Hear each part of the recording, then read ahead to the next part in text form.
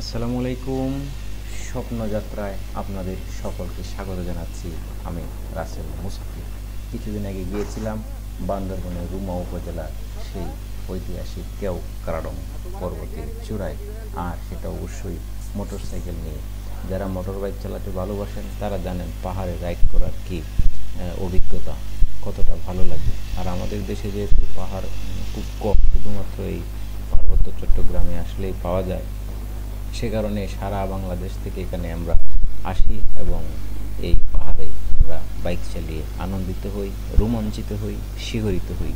তো চলুন কথা না বাড়িয়ে মূল জায়গাতে চলে আসি। এখানে কেওক্রাডং যাওয়ার আগে আমরা বেশ কিছু ভিডিও দেখেছি। যেহেতু কেওক্রাডং বেশ কয়েক বছর বন্ধ ছিল, সেখানে রাস্তাঘাট মেরামতের কাজ চলছিল, পাশাপাশি কিছু বান্দরবনে কিছু ঝামেলা চলছিল, KNF কুকিচিন এই জাতীয়। তো অনেক ভিডিও গবেষণা করে আমরা এসেছি।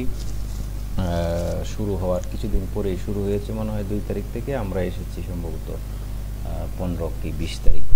যাই হোক, কেওক্রাডংয়ের এই যাত্রাটাকে আমার কাছে কেন স্বপ্নযাত্রা মনে হলো?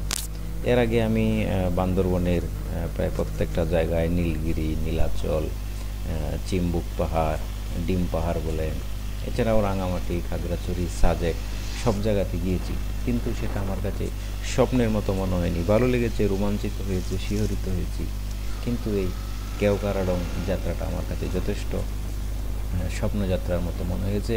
এর প্রধান কারণ হচ্ছে এই রাস্তাটা। আপনারা যারা সাজেক গিয়েছেন জানেন রাস্তার অবস্থা কি। একটা সিঙ্গেল রাস্তা, আর সেখানে বেশিরভাগ ক্ষেত্রে এই যে রাস্তার মাঝে যে দাগগুলো থাকে সেগুলো থাকে না।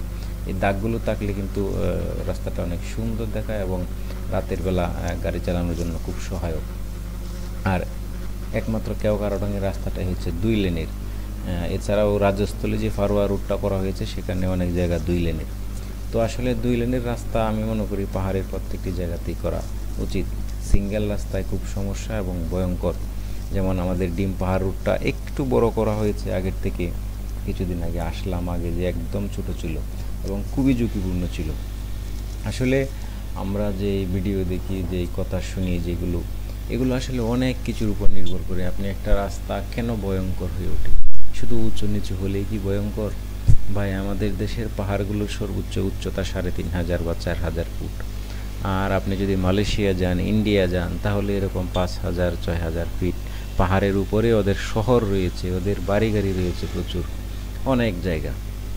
আমাদের বাড়ির উত্তর পাশে যে ইন্ডিয়ার মেঘালয় রয়েছে, সেখানে আপনি যে চেরাপুঞ্জি 5000 6000 ফুট উচ্চতার অ্যাভেলেবেল পাহাড় রয়েছে, মানুষজন ঘুরছে, গাড়ি ঘোড়া যাচ্ছে। কিন্তু আমরা এই 2-3000 ফুট উপরে আসলেই কতজনের কত ভিডিও, ভয়ঙ্কর কেওক্রাডং, মৃত্যু ফাঁদ, এই সেই হাবিজাবি হ্যানত্যান করে শেষ করে দিই।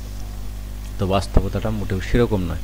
আপনারা এই যে ভিডিওতে দেখতে পাচ্ছেন, রাস্তাটা অনেক উঁচু নিচু, কিন্তু চেষ্টা করা হয়েছে যেন আপনি নিরাপদে নামতে পারেন, উঠতে পারেন। তো আপনি যদি সাবধানে গাড়ি চালান, আপনার যদি দক্ষতা থাকে, স্কিল থাকে, তাহলে অবশ্যই আসলে এই রাস্তাগুলো কোনো ব্যাপারই নয়। তবে পাশাপাশি ভালো গাড়ি হতে হবে, সেটা যত সিসিরই হোক। আপনি 100 সিসি নিয়ে যান, 500 সিসি নিয়ে যান, আর 1000 সিসি নিয়ে যান, আপনার দক্ষতা যদি না থাকে, কখন গিয়ার কমাতে হবে, বাড়াতে হবে, সঠিকভাবে গিয়ার মেনটেন না করেন, তাহলে আসলে এখানে অ্যাক্সিডেন্ট হওয়ার সম্ভাবনা রয়েছে। আর আমরা তো হুজুগে বাঙালি, যখনই কোনো একটা কিছু নতুন চালু হয় আমরা দল বেঁধে সেখানে চলে যাই। আমি দেখেছি অনেকে 10 জন 15 জন একসাথে করে কি করতেছে, গাড়ি নিয়ে উঠতেছে, গাড়ি নিয়ে নামতেছে। তো একজন বিপদে পড়লে বাকিরা তো অটোমেটিক উল্টে যাবে। এই যে একটা কারা ডাল, আপনি উঠতেছেন, এখন যদি আপনার পিছনে 4-5টা পিছন লেগে থাকে, আর আপনি যদি কোনো কারণে আটকে যান, আপনার গাড়িটার সমস্যা হতে পারে, তাহলে তো পিছনের লোকজন অটোমেটিক অ্যাক্সিডেন্ট করবেই। তো এই জিনিসগুলো হচ্ছে আমাদের বড় সমস্যা। আর হুজুগে বাঙালি একটা অ্যাক্সিডেন্ট পেলে সেটা ভিডিও ছড়িয়ে দেই, আবার কেউ কেউ সেখানে এক হাতে গাড়ি চালিয়ে উঠে যায়, সেগুলোর ভিডিও ছড়িয়ে দিই। এই আসলে কি বলে, এইসব অহেতুক জিনিসগুলো যে আমাদের মানসিক দিক থেকে কবে দূরীভূত হবে। তো যাই হোক, এই উঁচু নিচু পাহাড় বেয়ে চলে আসলাম কেওক্রাডংয়ের একদম চূড়ায়। যে দেখতে পাচ্ছেন এটাই সর্বশেষ জায়গায়, এরপর আর যেতে দেয় না। তো আমার মূল মেসেজ ছিল যে কেওক্রাডংয়ের স্বপ্নযাত্রা, আমার কাছে এটা স্বপ্নযাত্রার মতো মনে হয়েছে। অনেক উঁচু নিচু পাহাড় বেয়ে এসেছি, আলহামদুলিল্লাহ কোনো সমস্যা হয়নি আপনাদের দোয়ায়। এবং ইনশাল্লাহ ফিরে যাব আবার বাড়ি। তো সকলে ভালো থাকুন, সুস্থ থাকুন, আর পেজটি ফলো দিয়ে রাখুন। ইউটিউব থেকে দেখে থাকলে চ্যানেলটি সাবস্ক্রাইব করে রাখুন। ধন্যবাদ সকলকে। সালামু আলাইকুম।